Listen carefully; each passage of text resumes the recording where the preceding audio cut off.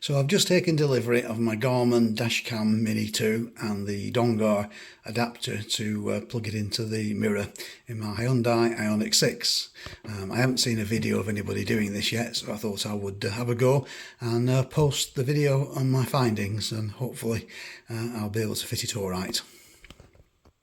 So I've opened the box, and this is what you get inside the Garmin. Very tiny little dash cam, an adapter should you need it for the 12-volt socket, and a number of leads, etc. as well. Inside the Dongar adapter, they come with a handy little tool for getting your clips off, I would imagine, off the back of the wing mirror. And this is the item that costs £54, which is an awful lot of money for what it is, but it does feel reasonably good quality and it works, so I guess it's a lot cheaper than paying someone to install it for you. And there's various supply of different leads, which I'll work out which one to use when I get into the car and start fitting it. Right, so I'm in the car now. I'm going to try and fix the wiring for the Dongar adapter, which you can see here. On my Garmin little tiny dash cam. I've got that. I've got the shortest lead here as well, which I'm going to use. I've just taken this piece out of here, which literally just clipped out, put my back fingers just through there and pulled it, and it came out. So I'm going to just disconnect this in a minute, and that's one there.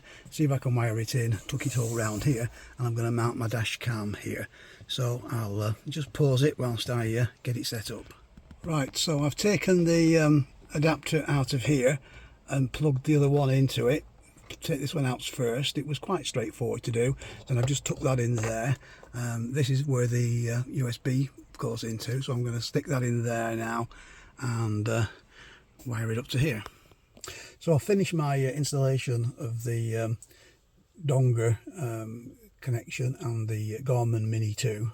I'm not doing a review of the pictures from the Garmin. There's plenty of those on video already, and this is a very good camera. I've used it now for about a week and it works perfectly. It switches on when the car switches on, obviously switch it off when it switches off. The installation was dead simple by taking out the thing in the middle there. A mistake I did make was I didn't preview the Garmin before I stuck it in place, and originally I put it here just in the corner so you couldn't see the wire coming out of this.